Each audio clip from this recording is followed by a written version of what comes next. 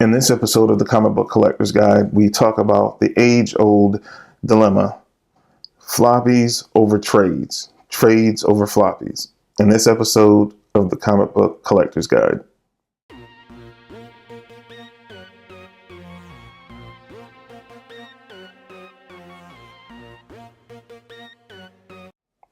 Welcome back to the Comic Book Savant. I'm your host, James Harris. This was a recommended topic from one of my subscribers, Jess Mason, in the comment section of one of my previous Comic Book Collector's Guide videos hey, I would like to see you cover this topic of trades over floppies, floppies over trades. And I was like, cool, that's something I hadn't touched on yet. And that's why I always recommend you guys, if you haven't subscribed to the channel, please subscribe. And also always feel free to leave comments down below. It means a lot because, like I said, I try to answer all the comments that I get, and I try to engage in conversation to build the community up and ask you guys. I always try to ask you guys in a video. Sometimes I forget, but if I have a chance in the comment section when I talk back and forth with you guys, hey, what would you like to see me cover in future episodes? And he made this suggestion, and it was something that I said, wow, I hadn't really covered, and it's a good topic. And it's one that we all struggle with in the whole comic book collecting hobby, is if what is more cost effective for me? How do I show my support for a book? All these things, come into play. Physical over digital as well. All these things kind of weave into one another, and it's no right or wrong answer. This is what I feel like at this point. I've supported books that I know weren't nearly as going to be as popular. Each X-Men book is going to sell fly off the stands, or Wolverine book or Deadpool book. That's why so many of them, they sell. Other titles they experiment with might be a 6-issue miniseries, or might be an ongoing series that turns into a 6-issue miniseries or a 12-issue series, and that's all we get for that particular volume of that book. What we have to always remember is you vote with your wallets, and unfortunately, it's like a catch-22, because what happens if you do support a book and you're buying it month in or week in and week out, and then a book still gets canceled? But it's the best thing you can do to try to support that book. For me, personally, I ran into that a lot. I've talked about it previously as well, as far as when I first got into The Walking Dead. I bought the book. I got a trade of the book, read the first trade, then I was buying single issues to get into it, then I was buying the trades, then I upgraded to the hardcovers, and so on and so forth. And those are things, that you do kind of too. You have to look at your comic budget and see what you can afford. And you can kind of know by certain books. The Walking Dead, if you buy it in trade, or the deluxe hardcover, they've put out in so many different formats, or the compendium editions. They're put out in so many different ways. That book is going to be there. It has a huge fan base and following. Like most of the Deadpool books, they sell extremely well. It's more so like books we've seen recently, like the new Wasp book over at Marvel. It was canceled, and then they brought it back. That's a book that you need to support as it comes out. Buy that, month to month as that comes out. And if you still want the trade and hardcover when those come out, we've always talked about it. Flip the old for the new, and you're spreading the word of that comic, because you can like for me, like for that, what I would do is if I bought the monthly issues and then the trade came out of the hardcover, I would buy the hardcover, give away or sell the individual issues in lieu of that, and keep that chain going. And by that too, you're spreading it out to more people, and talking about these books too. It's not just buying the books, it's spreading the gospel, as I like to say. It's been many times over the years where I ranted and raved on my podcast about those little known books. I mean, years before Dan Slott went on, he's writing Fantastic Four now, but many years ago, before Spider-Man, or before he became such a staple over at Marvel, he did a thing that was supposed to be an ongoing series, and I think they canceled it after 8 issues. It's been traded. I'll put the links down below if I could, I'll look it up. But he wrote the Fantastic Four, at least, or Ben Grimm, many years ago. This was mid 2000s, right when I was first starting the show. It was supposed to be an ongoing series. It was hampered by threats of cancellation, and they finally canceled it. Was it the trade? It was Thing Idols of Millions or something like that. But I'll put it down below, or it'll be shown on the screen somewhere right now. But many years before, he wrote a Fantastic Four. It didn't last that long. I bought it. I loved it. I bought the single issues. I bought the trade, but it still was canceled. And sometimes that's still going to happen. But the only thing you can do on your end is to pick it up. But bigger books, X-Men, like Fantastic Four, Avengers, Justice League, those kind of books are going to be around. How you buy them, let your wallet and your budget kind of dictate, because all the time you're not going to have the money to per se get the monthly issues. That's an expensive proposition. So then maybe getting the trades or getting the hardcover is more cost efficient. Plus, a lot of books double ship, and that's a lot on one book. If they're $3.99 or $4.99 issue, to spend that on one book a month, where you can get the trade, where it's relatively cheaper to just get the collected edition than buying it month to month. But just some of the things that I put down, and like I said, I crossed this over with physical floppies and digital as well. I feel like for me personally, because I'm mainly digital, it's a convenience thing for me. For some people, not everyone has a local comic shop close by. Now, there are mail order services, online services. I've done plenty of videos on, or I've talked about InStockTrades.com for buying trade paperbacks. They also have a parent company, which is Discount Comic Book Services, where you can buy your monthly comics books from them as well. I've done videos on both. I'll have them all down below in the description box, links to those particular videos. I've done an unboxing for In Stock Trades, and I did an order and on Discount Comic Book Services. So I'll put all that down below so you can see those videos. So you have those options where you do get discounts because you're buying your books kind of in advance. You kind of pay for them, especially with Discount Comic Book Services, you pay for them similar than what a comic book store owner does. You order in advance, and then you pay the month before the book ship, and then you get them shipped to you at your doorstep, and you're getting the comics, and you're getting them at a discount, so you can save a considerable amount of money. For me, I just start running out of space. After having thousands and thousands of comic books, I sold off the bulk of my collection, and me personally, I do digital. Now, it's funny now, because where I live now, for a long time, I had to drive a great distance to get to any type of comic book store. Just from the towns that I lived in didn't have a lot, and they were really spread out. I live literally, like, I could walk across the street to a pretty good comic book store.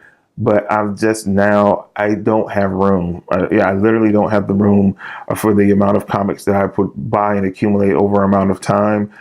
Digital is just more convenient for me because of the storage factor and the price factor. Because for me, I say it a lot in these comic book collectors guys videos, I ball on a budget. So I'm a thrift shopper. I try to make my dollar stretch as much as possible. I'll also, I've talked about before, Comixology Unlimited, Marvel Unlimited. It's a huge option for other people as well, where you sign up for a subscription-based service and you have access to a certain amount of comics. Marvel Unlimited, again, is limited to that it is only Marvel comics. Comixology Unlimited is kind of cool because you have everything except for DC Comics there. You have partnered with Marvel, Image, Valiant, a lot of all the other publishers that are out there. Then we have the new kid on the block was DC Universe, which is a hybrid service, which is some streaming. You have books available, but they're curated, which they have control over what books you can read and how long you have access to them. And it's a rotating list of books, which is kind of frustrating. And at some point, I hope they change that, because it's just hard. Because if you don't catch a certain book in a particular window, then you've missed out till they make it available again, if they make it available again. So you're kind of at their mercy, which the other services, their libraries, they add on more and more each month, each week. They add more and more books on, so the libraries grow. I think Marvel Unlimited has about 35,000 comics for you to pick from, and it constantly grows. And I think Comixology Unlimited is somewhere around 25 to 30. So, and they're constantly still growing their libraries. And you can pick what you want as you want to read it. You might not have whole runs of series. You're not going to have that with any of these services. So you still might have to buy comics here and there. But the great thing with both Marvel Unlimited and Comixology Unlimited, they give you discounts if you order. Marvel gives you discounts if you buy physical comics, if you subscribe to them through their channels, or even their digital comics as well. You get discounts, and the same thing with Comixology Unlimited. By being a member of that service, you get discounts on digital comics from all the different publishers that are a part of the Unlimited program, which is really good. So again, it plays in a lot to a fact of how much you're willing to spend.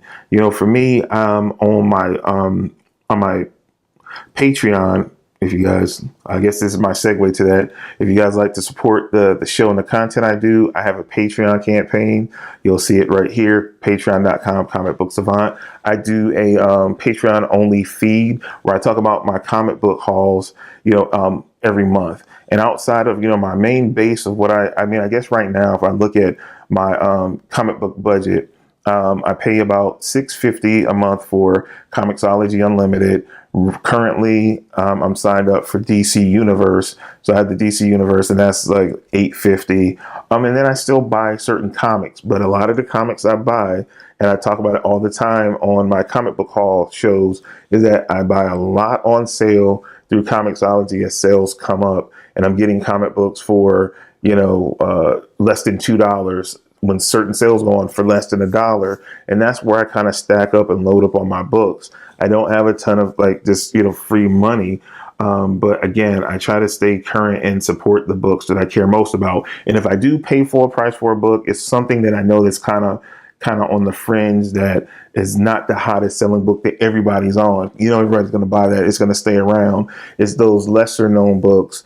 I'm a huge fan of Better Ray Bill. And many years ago, they had a Better Ray Bill miniseries, and, I bought it month to month. They did that same thing with like Alpha Flight. I made sure I bought it month to month. I was on top of it, getting it to support the book. They did a Hercules book. Fred Van Lente was writing it, that I loved. It still got canceled, but I still bought it month in, month out. I bought the trades. I supported it in every way, and I talked about it continuously on my podcast as well. So also, once you read something good that might be a more small indie or fringe book, on top of buying it, you have to spread the word, tweet good things about it, tweet to the writers and the creatives behind the book and tell them that you appreciate it. All those things, like, companies look at as well as the sales numbers to be like, hey, maybe it's worth it because people are really enjoying the book, to keep that book alive. So it's like, you have to make sure if you're all in, you're going to be all in and support it as many ways as possible, to keep eyes, hopefully, in the higher ups to be like, okay, maybe it's not selling the best, but it does have great fan support and people are really enjoying the book. Let's keep it around, or let's give them a chance to at least finish the story. This doesn't have them abruptly cancel the book. And the side with physical comics is always space, storage. You run into all those things, but I've talked about those previously. I will link a comic book collector's guide playlist up top now. You should be seeing it. And we've talked about all these things before. So they're all different factors that you need to consider when purchasing physical comics or digital comics, or even single issues to hardcovers or trades. You always have to think about factors of storage, space, money, your budget. All of these things are considered. It's no right or wrong way, but I will say, first and foremost, again, kind of books you like that are kind of on the fringe, that'll be like, I would like this in trade. Still get it in trade, but get it month to month to make sure that the companies are seeing that people are buying the book. They're just not waiting for the trade, because sometimes you might not ever get a trade, because if not enough people are buying it month to month, it's not going to warrant them. They're not going to invest the money, the time, and the resources to produce that trade. So you can always, if you're buying the monthly issues, you can always sell those and still get the trades. But if you never buy the book and wait for the trade, and that trade never comes, you've lost out on something truly amazing that you might have really enjoyed. So always keep that in mind as well. That's all I really have for you guys for this episode. Again, support is everything. And reaching out to, like I said, to the creatives always helps as well when it's those kind of situations. But again, take the time, and like I did, weigh out the pros and cons, storage space, your budget, all those things to take into consideration. You do what works best for you and your situation. Digital works best for my situation. For you, it can be totally different. Because if you have a ton of storage space and you like having that library feel of having your books and that tactile experience, I still miss it at times, so I totally understand. But if you have the room and you have the money and you have the time to do those things, definitely do those. Like I said, it's no right or wrong answer to it. It's just what works for you. Again, I'm your host, James Harris. This is the Comic Book Savant YouTube channel, and this is the series, The Comic Book Collector's Guide. This is episode 11. I hope you enjoyed. Don't forget, if you haven't subscribed already, please subscribe. Smash that like button. Check out the playlist if you missed any episodes in this series, and leave comments down below. What would you like for me to cover next on the next episode of the Comic Book Collector's Guide? Maybe something I've missed, something you might want me to revisit. I'm totally open to wherever you guys want me to take the series next. Again, I'm James Harris. I hope you enjoyed, and I will see you next time. Take care and happy hunting.